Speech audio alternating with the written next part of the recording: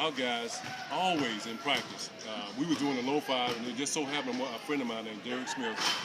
He's dead now. He's my best friend. He just said, "Give it up high," and from then on, we generated all that momentum and excitement throughout everywhere we played.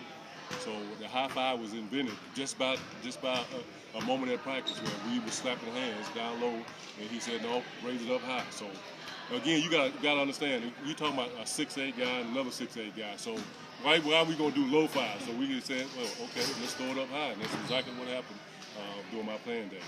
And, I tell all the youngsters right now that if y'all don't know me, I know y'all wasn't born when I played, but just go ahead and look up and see who invented the high five.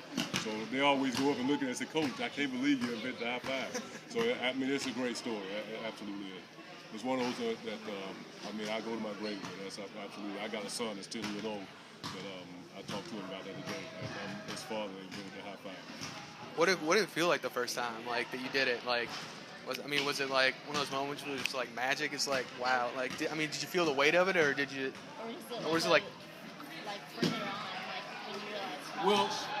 Well, when we first did it, it was a wow moment. It really was because no one had been doing it. You know, we always give it, right close to our body down. You know, no one did that. And when we first did it, it was like both of us, like, we looked at each other and did that just happen? That's a great moment. And then it kind of caught on from then on out because we played national television. I mean, we had tons of games on national TV. And all teams that started doing it from then on. But it's something to be proud of. I'm absolutely be proud of because when you start something like that and they catch on throughout a nation.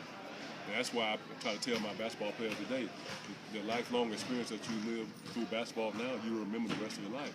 And this is absolutely one of the moments where we created the high five, and it goes down in history from there. So it's a great feeling, absolutely. I talk about it, smile, and marvel about it today. I mean, because some of those guys, we still do it. You know, some of the guys still do high five, so it's still around. I let them know, believe me, that I invented that. I will. Yeah, absolutely. My brother and I have been doing it together since we were little, and I told him that I was doing the story, and like he kind of didn't believe me, actually. Yeah. He does now, though. Yeah, it's a unique part of the game. That's part of history, and I'm very proud of it. Yeah. Absolutely. So, like, what kind of like meaning behind it? Like, do you think there's any kind of like meaning behind it, or impact, like, since it's become kind of an international, like, worldwide, like, kind of gesture of solitude? The meaning is it's the excitement of basketball. When somebody make a great play, you see high fives all over, and it just pumps the crowd up. So it's excitement. It brings joy, not only through your players but also through the fans. So it's a moment where you get your team fired up when you make a big play, and the momentum that it change that it can make throughout a game. So those are excitement moments. So when you get a chance to do it, it's often after a great play or something like that. So that brings the excitement through basketball. So do you think that was kind of one of the things that kind of electrified your all's teams and helped you all win? Like, there's no doubt about it. That during my run through my college days, absolutely right. When that moment hit, that me and our guys were saying no, just so happened he said no, let's do it up high. That spurred the momentum toward us winning the national championship, and it did. And because every single time that we enjoyed making big plays, so we can show off our high five, and we did that. So we came out with excitement, and our coach carried it on. We even had him doing it sometimes. Denny Crum would do it also, but it was kind of a low high five with him because he was a little short, but with raising our hand up that kind of high, he couldn't do it. But believe me, he taught the generation. It was all in good spirit. It was fun. So it's like a medium five for you all. Absolutely. Yeah. Awesome. Yep. Man, I had another question.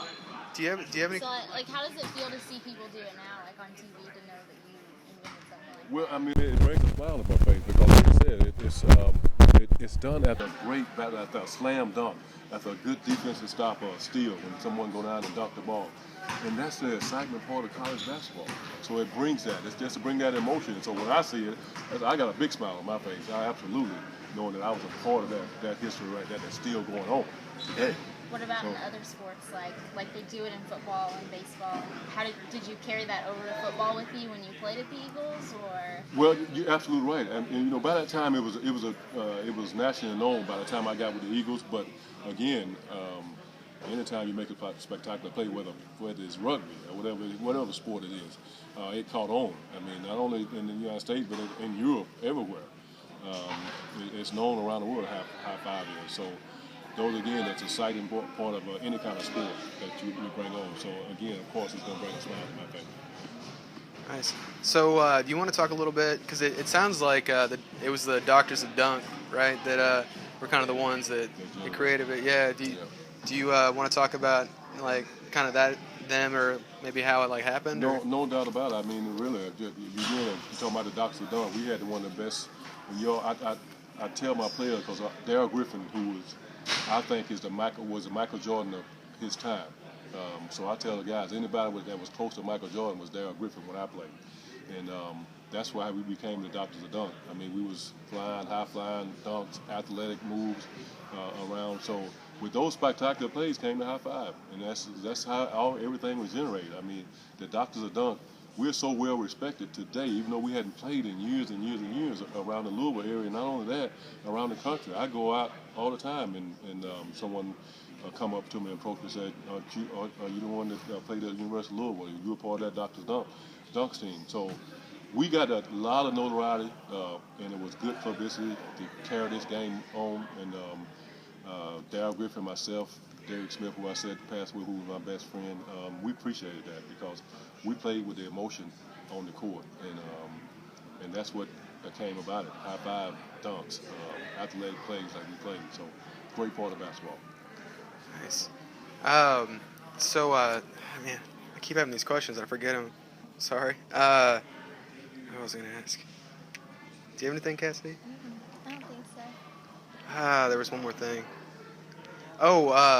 Has anybody else besides I guess ESPN approached you for that article that I read? Yes. Because it looked like they quoted you. But has anybody else approached you about your legacy, your high five legacy? It was some other stations. I'm not sure because they always contact Joe through our athletic department. They contact. I'm supposed to be doing some other interviews. Can't remember what news station or news reporters I'm supposed to be doing with, but I have had some calls about it, so I'm definitely going to be doing some more interviews. Nice. Which I don't mind. I'm excited about it too. So I'm a part of history. I love it. No problem. Good history too. So it's great. Really good history, worldwide history. Yes. Yes. Absolutely. It's my pleasure doing it. And I don't mind. I wish I can get even a dime for every time somebody do that high five. Boy, I'll be rich today. Oh man, 10 times over. You got that right. But I just enjoy the moment as it is. So it's something that again you can tell. I tell our players today. All you have to do is, what kind of impact I made on this game. It's written in stone that you can go and see that. So it's a pleasure for me to talk to my players today about that because again they didn't see me play. It's the world of you go up and Google and all this kind of stuff now, all this internet. So I always tell them, you can go, if you don't realize what kind of impact, go Google me. That's what I tell them. And they Google and come back and say, Coach, I can't believe you invented the high five, which I said I wasn't playing when I told you that. So now you know. But it's good situation. Do a lot of people know that you invented the high five? Not a lot of people. It's it gets around. I mean, really, last year about this time, I don't know. So I started getting some calls about doing the high five. I mean, it seems like every other year, I'll get calls about it. Somebody want to bring it back up or do an interview on it. So, it's in the record books. I'm happy. Yeah. Very nice. That's it. You got me, Coach. Thank you. I appreciate it. Yeah. That's all right. Thank you so much. No.